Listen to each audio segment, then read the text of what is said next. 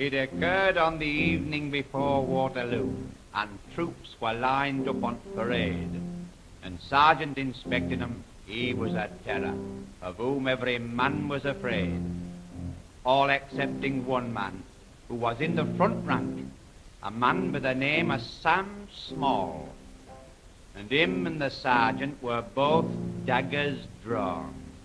They thought nought of each other at all. As Sergeant walked past, he was swinging his arm, and he happened to brush against Sam, and knocking his musket clean out of his hand, it fell to the ground with a slam.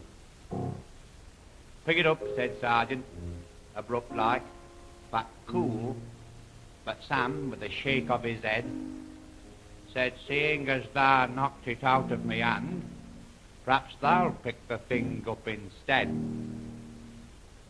Sam, pick up the musket," the sergeant exclaimed with a roar.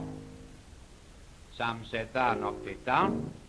Right, and thou'll pick it up, for it stays where it is, on the floor." The sound of high words very soon reached the ears of an officer, Lieutenant Bird, who says to the sergeant, "Now, what's all this here?" and the sergeant told what had occurred. Sam, pick up the musket." Lieutenant exclaimed, with some heat. Sam said he knocked it down. Right, and he picks it up, for it stays where it is, at me feet. It caused quite a stir when the captain arrived to find out the cause of the trouble, and every man there, all excepting old Sam, was full of excitement and bubble. Sam, pick up the musket," said Captain, for strictness renowned. Sam said he knocked it down. Right, and he picks it up, but it stays where it is, on the ground. The same thing occurred when the Major and Colonel both tried to get Sam to see sense. But when old Duke of Wellington came into view, well, then the excitement was tense. Up rode the Duke on a lovely white horse "to find out the cause of the bother." He looks at the musket, and then at old Sam, and he talks to old Sam like a brother. Sam, pick up the musket," the Duke said, as quiet as could be. Sam, pick up the musket. "Come on, lad, just to please me." "All right, Duke," said old Sam, "just for thee I'll oblige, and to show thee I meant no offence." So Sam picked it up. "Greatly, lad," said the Duke. "Righto, boys, let battle commence."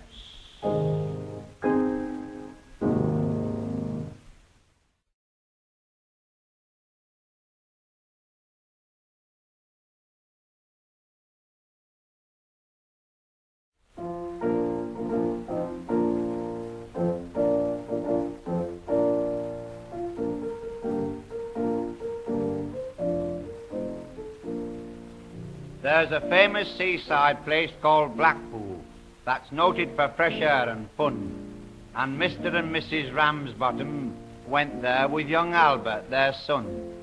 A grand little lad was young Albert, all dressed in his best, quite a swell, with a stick with an horse's head handle, the finest that Woolworths could sell. They didn't think much to the ocean, the waves they was fiddling and small. There was no wrecks and nobody drowned. Fact, nothing to laugh at all. So seeking for further amusement, they paid and went into the zoo, where they'd lions and tigers and camels, and old ale and sandwiches too. There were one great big lion called Wallace, His nose were all covered with scars. He lay in a somnolent posture with the side of his face on the bars. Now Albert had heard about lions, how they was ferocious and wild. To see Wallace lying so peaceful, well, it didn't seem right to the child. So straightway the brave little fella, not showing a morsel of fear, took his stick with his horse's head handle and pushed it in Wallace's ear. You could see that the lion didn't like it, but giving a kind of a roll, he pulled Albert inside the cage with him and swallowed the little lad whole. Then Pa, who had seen the occurrence and didn't know what to do next, said, "Mother, yon lion's et Albert." And Mother said, "Well, I am vexed." Then Mr. and Mrs. Ramsbottom, quite rightly when all's said and done, complained to the animal keeper that the lion had eaten their son. The keeper was quite nice about it. He said, "What a nasty mishap. Are you sure that it's your boy he's eaten?"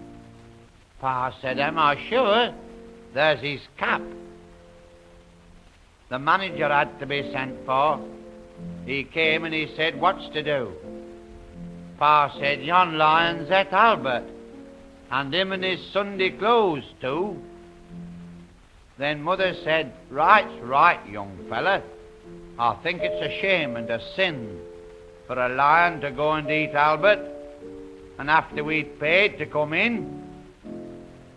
The manager wanted no trouble. He took out his purse right away, saying how much to settle the matter. And Pa said, "What do you usually pay?" But Mother had turned a bit awkward when she thought where her Albert had gone. She said, "No, someone's got to be summoned." So that was decided upon. Then off they went to the police station in front of the magistrate chap. They told him what happened to Albert and proved it by showing his cap. The magistrate gave his opinion that no one was really to blame, and he said that he hoped the Ramsbottoms would have further sons to their name. At that Mother got proper blazing. "And thank you, sir, kindly," said she. "What, waste all our lives raising children to feed ruddy lions? Not me."